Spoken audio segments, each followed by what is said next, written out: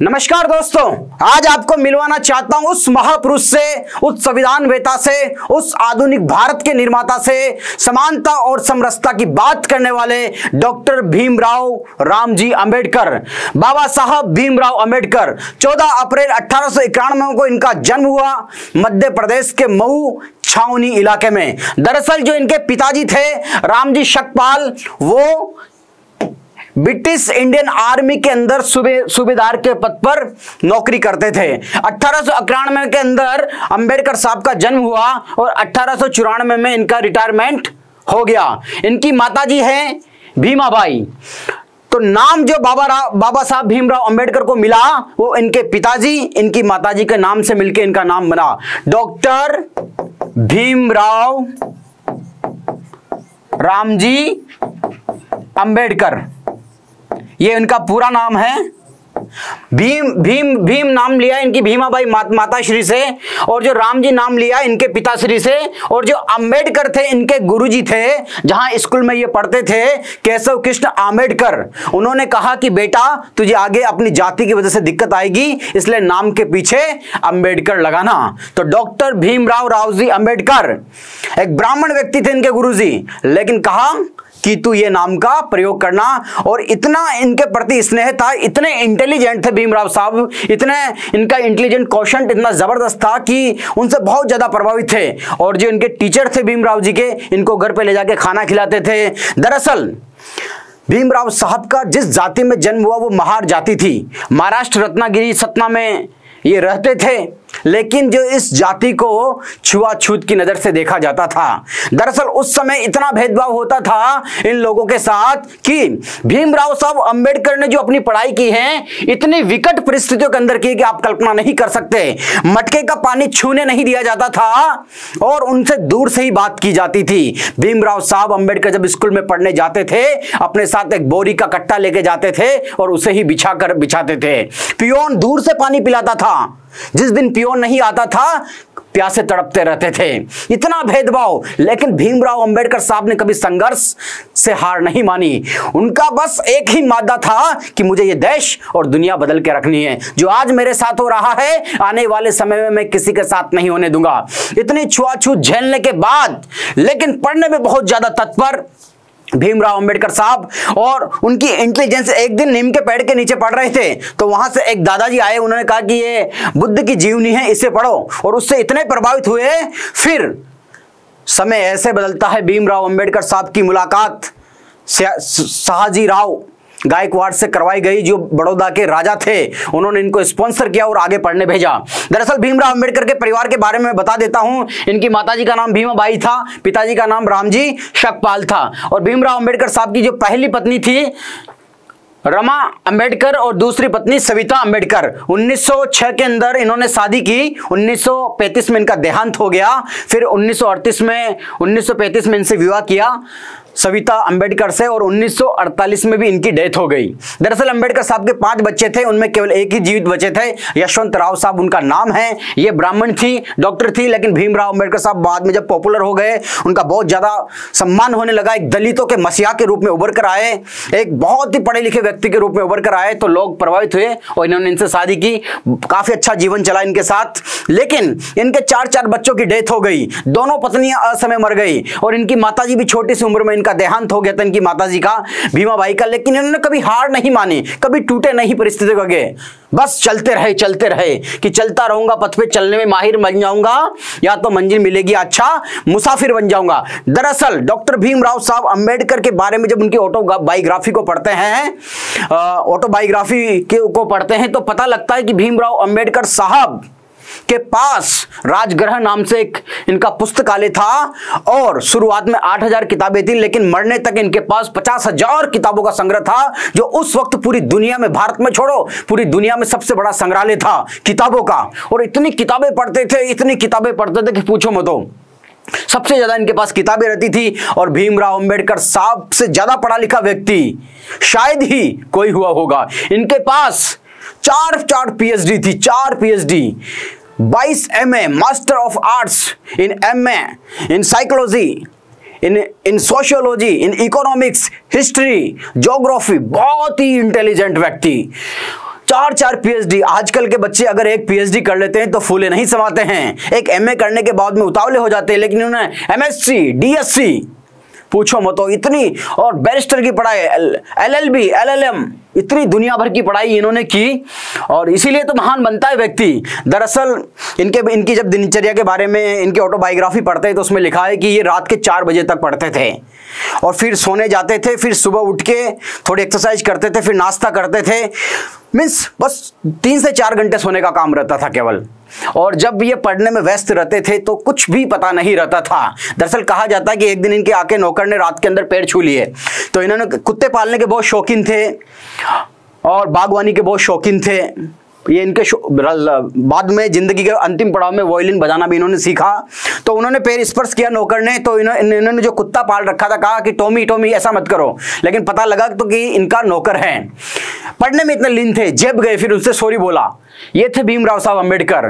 दरअसल इनको देखते हुए मुझे जॉन एलिया, जो पाकिस्तान के बड़े मकबूल और वकार मारूफ शायर हुए, उन्होंने लिखा कि जो तुम आओगी मुझे खोया हुआ ही पाओगी, मेरे ख्वाबों में तन्हाई के सिवा कुछ भी नहीं, मेरे ख्वाबों में तन्हाई के सिवा कुछ भी नहीं, मेरे कमरा सजाने की तमन्ना तुम्हें बहुत है, लेकिन मेरे कमरे में किताबों के सिवा कुछ भी नहीं।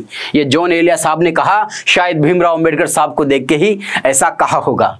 ये थे शाहजी गायकवाड़, जिन्होंने इनको स्पॉन्सर किया और इनको यूएस से पढ़ने भेजा, कोलंबिया यूनिवर्सिटी के अंदर, जहां से इन्होंने एमएससी और DSC, doctor in science, doctorate in science और पीएचडी की डिग्री ली। फिर उसके बाद ये लंदन स्कूल ऑफ इकोनॉमिक्स में पढ़ने जाते हैं। दरअसल यह है एल्फिंस्टन कॉलेज बॉम्बे, जहां से इन्होंने इनकी बीए की डिग्री हासिल की। पहले इनकी जाति के पहले व्यक्ति थे, महार जाति के, जिन्होंने ग्रेजुएशन किया था, और लंदन स्कूल ऑफ इकोनॉमिक्स से, कोलंबिया से इकोनॉमिक्स की डिग्री हासिल करने वाले हिंदुस्तान के पहले व्यक्ति थे। यह है कोलंबिया यूनिवर्सिटी, यह है लंदन स्कूल ऑफ इकोनॉमिक्स, और यह ग्रेस इन, जहां से इन्होंने बैरिस्टर की पढ़ाई की। और 2004 के अंदर कोलंबिया यूनिवर्सिटी एक लिस्ट निकालती है कि अब तक हमारे पास पड़े हुए वर्ल्ड के सबसे टॉप स्कॉलर में कौन कौन रहे हैं, तो पहला स्थान दिया इन्होंने डॉक्टर भीमराव अंबेडकर साहब को 2004 में। ये थे डॉक्टर भीमराव अंबेडकर साहब, और मरणोपरांत भीमराव अंबेडकर साहब को नोबेल भारत रत्न मिलता है 1990 के अंदर। मरणोपरांत 1854 में भारत रत्न की शुरुआत हुई थी, 1856 में इनकी डेथ हो गई थी। उस वक्त दे देना चाहिए था, लेकिन फिर भी मिला, मरणोपरांत मिला। जिंदा रहते मिलता तो ज्यादा अच्छा होता। यह है कर्ण, आपने महाभारत के अंदर इनका योगदान देखा होगा, सूर्यपुत्र कर्ण। दरअसल जब भीमराव अंबेडकर के बारे में पढ़ता हूं तो रोमांचित हो जाता हूं, रोंगटे खड़े हो जाते हैं। सूर्यपुत्र कर्ण के बारे में जब रश्मि रति पढ़ते हैं तो कवि दिनकर ने लिखा, जब कर्ण का मोरल डाउन करने के लिए उनसे कहा जाता है कि तुम्हारी जाति, तुम तो नीच कुल में जन्म लिए हो, शूद्र हो, तुम्हारे पास कोई भी विद्या नहीं है, तो कर्ण क्या जवाब देते हैं गुरु द्रोणाचार्य को? कर्ण कहते हैं कि यशस्वी सम्मान पाते नहीं गोत्र बतला के, यशस्वी सम्मान पाते नहीं जाति बतला के, पाते हैं जग में प्रशस्ति अपना कर्तव्य दिखला के। हीन मूल की ओर देख, जग गलत कहे या ठीक, वीर खींच के रहते हैं इतिहासों में लीक। अरे पूछो जाति शक्ति हो तो मेरे भुजबल से, रवि समाज दीपित ललाट और कवच कुंडल से, पढ़ो उसे जो झलक रहा है मुझ में तेज प्रकाश, मेरे रोम रोम में अंकित है मेरा इतिहास, मेरे रोम रोम में अंकित है मेरा इतिहास। तो डॉक्टर भीमराव अंबेडकर साहब कहते हैं कि व्यक्ति ज्ञान उसका मूलभूत अधिकार है और ज्ञान सबसे बड़ी ताकत है, शिक्षा वो शेरनी का दूध है। अंबेडकर साहब कहते हैं कि शिक्षा वो शेरनी का दूध है, जो पिएगा वो दहाड़ेगा और सबके रोंगटे खड़े कर देगा। शिक्षा वो है। अंबेडकर साहब कहते हैं कि व्यक्ति को अपने भाग्य पर कभी निर्भर नहीं रहना चाहिए, अपने कर्म पर उसे विश्वास होना चाहिए। अंबेडकर साहब कहते हैं कि वही व्यक्ति इतिहास लिखते हैं, वही व्यक्ति इतिहास रचते हैं जो इतिहास नहीं भूलते हैं। अंबेडकर साहब कहते हैं उठो जागो, लक्ष्य की प्राप्ति तक मत रुको, संगठित रहो और अपनी आवाज बुलंद करते रहो। ये डॉक्टर भीमराव अंबेडकर साहब कहते हैं। इतनी विकट परिस्थितियों में जहां खाने के लिए रोटी की लाले थे, जहां पढ़ने नहीं दिया जाता था, छुआछूत थी। एक कहानी याद आती है अंबेडकर साहब की, स्कूल से पढ़ के आ रही थी, बारिश शुरू हो गई तो एक मकान आता है, रास्ते में उसकी दीवार से चिपक गए, लेकिन एक महिला बाहर आती है, उनको धक्का मार के नीचे गिरा देती है, कीचड़ में गिर जाते हैं। क्यों? क्योंकि उस महिला ने कहा कि तुम अछूत हो, तुमने हमारी दीवार अपवित्र कर दी। अंबेडकर साहब लेकिन मन के बहुत सशक्त व्यक्ति, मन के मजबूत व्यक्ति, कभी हार नहीं मानी। दरअसल आदमी अपने कर्मों से बड़ा होता है, जन्म से कोई बड़ा नहीं होता। वाल्मीकि जी इन्होंने रामायण लिखी, आज हर घर में रामायण मिलती है। इसी को आधार बना के तुलसीदास जी ने रामचरितमानस लिखी, जो घर घर में गूंजती है। इतिहास में अब तक जितने भी संत हुए हैं, अगर मैं सबसे पहले नंबर पे रखूंगा तो कबीर साहिब को रखूंगा। इनसे बड़ा तार्किक, इनसे बड़ा ज्ञानमार्गी, इनसे बड़ा संत न तो कोई हुआ था, न हुआ है, नहीं होगा। सदियों के सितारे कबीर साहब। कबीर साहब कहते हैं कि जाति न पूछो साधु की, पूछ लीजिए ज्ञान, भाव करो तलवार का, पड़ी रहन दो म्यान। और हरि का बजो सो हरि का होई। जाति वाति से कुछ नहीं होता, जो हरि का बसता है, हरि के भजन करता है, वही हरि का होता है। साधु से उसकी जाति मत पूछो, उसका ज्ञान पूछो, ये कबीर साहब कहते हैं। ये रविदास जी हैं, गुरु रविदास, जो कहते हैं कि मन गंगा तो कठौती में गंगा, मन चंगा तो कठौती में गंगा, की जाति ओछा पाती ओछा, ओछा जन्म हमारा, राम नाम की सेवा कीजिए, कहे रविदास चमारा। ये रविदास जी, आज इनको पूछते हैं तो रविदास जयंती मनाई जाती है। ये कबीर साहब, ये केवट जी, ये निषाद राज, भगवान श्री राम इनका सम्मान करते हैं, राजसभा में इनको सिंहासन देते हैं और मित्रता निभाते हैं। अपने एक सबरी, अपने कर्मों से व्यक्ति बड़ा बनता है, कोई जाति से बड़ा नहीं बनता। ये महापुरुषों ने दिखाया है, तभी तो कह रहा हूं इनसे बड़ा कोई संत हुआ हो तो आज तक इतिहास में बताइए किसी भी जाति के अंदर हुआ। मैं जाति की बात नहीं करता। रविदास जी से बड़ा कोई संत हुआ है? कबीरदास जी नंबर 1 पे आज तक थे, हैं। इन्हीं को आधार बना के ओशो ने जाने कितने प्रवचन दिए, जाने कितने महात्माओं ने प्रवचन दिए। अच्छी बात है, बहुत आगे बढ़ाया, इनकी वाणी को आज भी घर घर में गूंजती है। इसलिए हमेशा व्यक्ति को कर्म पे ध्यान देना चाहिए। और यह है महात्मा गांधी जी। महात्मा गांधी जी के साथ कहा जाता है कि महात्मा गांधी जी के साथ अंबेडकर साहब के कभी मनभेद नहीं रहा, इनके साथ मतभेद रहा लेकिन मनभेद नहीं रहा। 1932 में पूना पैक्ट हुआ था, जब अंबेडकर साहब ने दलितों के लिए, डिप्रेस्ड कम्युनिटी के लिए, डाउन ट्रोडन पीपल के लिए सेपरेट इलेक्टोरेट की मांग की थी 1932 पुणे एक्ट में। तो गांधी जी ने इसके विरोध में आमरण अनशन शुरू कर दिया था पुणे की यरवड़ा जेल में तब। और इसके बाद 1929 में, इससे पहले जो राउंड कॉन्फ्रेंस हुई थी, गोलमेज सम्मेलन हुआ था, तो द्वितीय कॉन्फ्रेंस में ये दोनों मिले थे, आमने सामने काफी तर्क हुआ था और इन्होंने पूना पैक्ट की वही मांग की थी। फिर बाद में इनका अनशन तोड़वाने ये गए और काफ़ी बातें इन्होंने मांगी और रिजर्वेशन के लिए इन्होंने हामी भरी, सीटों के लिए कई सारी चीज़ें हुई, लेकिन इनके अंदर मतभेद थे, मनभेद नहीं थे, क्योंकि दोनों अपने अपने क्षेत्र में महान हैं। और बात करते हैं भारत का संविधान। जब भारत के संविधान लिखने की बात आई तो प्रारूप कमेटी, ड्राफ्टिंग कमेटी के चेयरमैन बनाए गए डॉक्टर भीमराव साहब अम्बेडकर। 9 भाषाओं के ज्ञाता, 32 डिग्रियां लेने वाले, 40 देशों का संविधान इन्होंने पढ़ा और फिर भारत का ऐसा संविधान तैयार किया जिसके अंदर right to freedom, right to speak, हर चीज, नीति निर्देशक तत्व, मूल अधिकार सब डाले इसके अंदर। कहां से इन्होंने की, कहां से क्या करना है, जर्मनी से आपातकाल लिया, ब्रिटेन से नागरिकता ली, संविधान संशोधन कहां से लिया, संवर्ती सूची, राज्य सूची, सब पढ़ लिख के ऐसा डाला, बिल्कुल ऐसा संविधान बनाया, दुनिया का सबसे बड़ा लिखित संविधान। 2 वर्ष 18 महीने और 11 दिन लगे थे इस संविधान को बनाने में। डॉक्टर भीमराव साहब अम्बेडकर ने बनाया इसे। सेंट्रल हॉल के अंदर बैठ के रात दिन यही काम करते थे, तब जाके भारत का संविधान बना। और कहते हैं कि भारत का संविधान का अगर मिसयूज होगा तो मैं इसे जला दूंगा।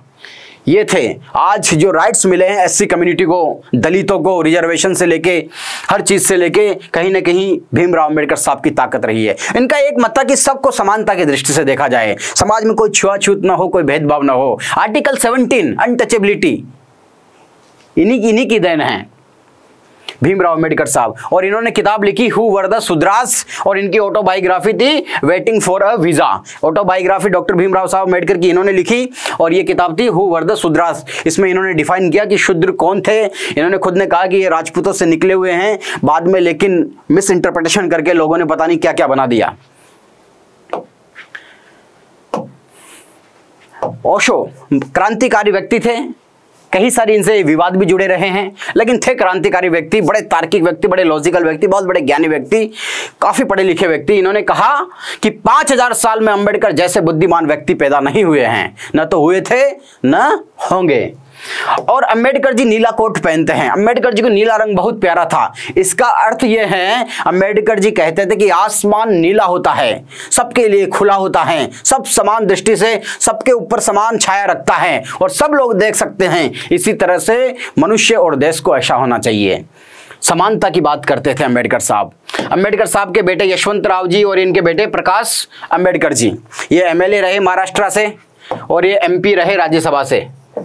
अभी पार्टी वार्टी भी चलाते हैं। यशवंत राव जी का एक मुझे वाकया याद आता है, जब अंबेडकर साहब पहले तो देश के पहले कानून मंत्री बने अंबेडकर साहब, उसके बाद इनके पास पीडब्ल्यूडी और लेबर मिनिस्ट्री भी अंबेडकर साहब की थी। जब ये लेबर मिनिस्टर थे तो इन्होंने इतने सारे प्रावधान लेके आए मजदूरों के लिए कि 8 घंटे ही काम करेंगे मजदूर, 12 से 14 घंटे काम नहीं करेंगे।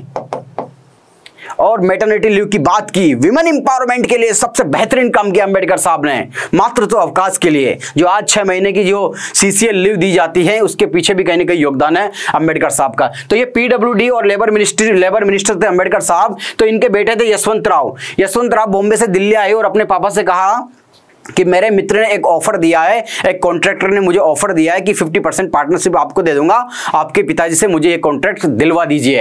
अंबेडकर ने इतने नाराज हुए कि अपने बेटे से पानी पीने तक नहीं पूछा, उनसे ये भी बात नहीं कि पानी पियोगे या नहीं पियोगे। अंबेडकर इतने ईमानदार व्यक्ति थे, इतने ईमानदार व्यक्ति थे, उसूलों के पक्के। क्योंकि कहा गया है कि उसूलों पे आँच आए तो टकराना जरूरी है, जो जिंदा नजर हो तो जिंदा नजर आना जरूरी है। नई उम्र के खुद मुख्तारियों को कौन समझाए, कहाँ से चलना है, कहाँ बच के जाना जरूरी है। और 1956 के अंदर अंबेडकर ने तमाम मार्क्सवाद का अध्ययन किया, पूंजीवाद का अध्ययन किया, सभी धर्मों का अध्ययन किया। फिर एक दिन उन्होंने निर्णय लिया कि मैं तथागत बुद्ध की शरण में जाऊंगा, बुद्धम शरण गच्छामि अपदीपो भव। और 1956 में 5 लाख अनुयायियों के साथ नागपुर में बौद्ध धर्म स्वीकार कर लेते हैं। और यहां पर वो हीनयान, बौद्ध धर्म में 3 शाखाएं चलती हैं, हीनयान, महायान, वज्रयान। इन तीनों को उन्होंने स्वीकार नहीं किया क्योंकि इनमें भी कहीं ना कहीं आडंबर थे, पारलौकिकता की बातें थी। तो उन्होंने कहा कि मैं नवयान, न्यू बुद्धिज्म, नवयान की बात की उन्होंने और नवयान की शुरुआत की और बौद्धिज्म धर्म में चले गए और तथागत बुद्ध की शरण में चले गए। क्योंकि बुद्ध इनके लिए काफ़ी प्रेरणा रहे हैं शुरू से और सब सनातन संस्कृति के भाग हैं। सिखिज्म, बुद्धिज्म, जैनिज्म सब सनातन संस्कृति के भाग हैं। और दरअसल मुझे कहने में कोई आपत्ति नहीं है कि हिंदू धर्म का विकास जितना इस जाति व्यवस्था ने, जितना इस छुआछूत ने किया है, किसी ने नहीं किया है। क्योंकि जो लोग कन्वर्ट हुए हैं कहीं ना कहीं इन क्रूर अत्याचारों की वजह से हुए हैं। इसलिए हमें आज भी इस विषय पर काम करने की जरूरत है कि किसी के साथ छुआछूत ना हो। आज भी पढ़ने को घटनाएं मिलती है कि टीचर को मटके में पानी नहीं पीने दिया गया, घोड़ी पे नहीं बैठने दिया गया, बिंदोरी नहीं निकलने देते लोग, और मूछे रखते तो मर्डर कर देते हैं। ये कौन सा देश है? 100 साल पहले जो अंबेडकर साहब ने जिसके लिए लड़ाई लड़ी थी और जिस भारत की उन्होंने कल्पना की थी, आधुनिक भारत के मनु कहा जाता है, विधिवेता थे, अर्थशास्त्री थे। तो ये समाज के लिए ये ठीक नहीं है, हमारे देश के लिए इसी चीज़ में हम पीछे रहते हैं। अगर ये सारी चीज़ें अच्छी हो जाए, सब मिलकर काम करे, तो शायद भारत फिर विश्व गुरु बनेगा और सोने की चिड़िया कहलाएगा। तो ये जाति व्यवस्था, लेकिन आजकल पॉलिटिकल वोट बैंक हो गए हैं, दलित भी वोट बैंक हो गए, स्वर्ण भी वोट बैंक हो गए हैं, सबने अपने अपने नेता बना लिए हैं। अंबेडकर इनसे बहुत ऊपर की चीज़ है। अंबेडकर, गांधी, नेहरू, ये अंबेडकर किसी से भी कम नहीं है। गांधी, नेहरू, सरदार वल्लभ भाई पटेल, तीनों सबके बराबर श्रेणी में आने वाले हैं डॉक्टर भीमराव साहब अंबेडकर। तो देर आए दुरुस्त आयद, गवर्नमेंट ने भी काफ़ी अच्छे काम किए हैं, इनको लेके काफ़ी जागरूकता फैलाई है। अब सेंट्रल गवर्नमेंट भी छुट्टियां दे रही है। अगर इनके जन्मदिन के अंदर अवकाश घोषित कर दिया गया है पूरे स्टेट द्वारा। भीमराव अंबेडकर साहब का वापस सम्मान हो रहा है, अच्छी बात है और होना भी चाहिए, क्योंकि हमारे देश के आइकन हैं, आदर्श हैं और बहुत संघर्षशील जीवन जीने के बाद यहाँ तक पहुँचे हैं। काफ़ी सारी लंबी बातें हैं, तो बहुत बहुत धन्यवाद आपको। वीडियो अच्छा लगे तो शेयर कीजिएगा, सब्सक्राइब कीजिएगा चैनल को। बहुत बहुत धन्यवाद। आपका अपना रामावतार नागर। Thank you.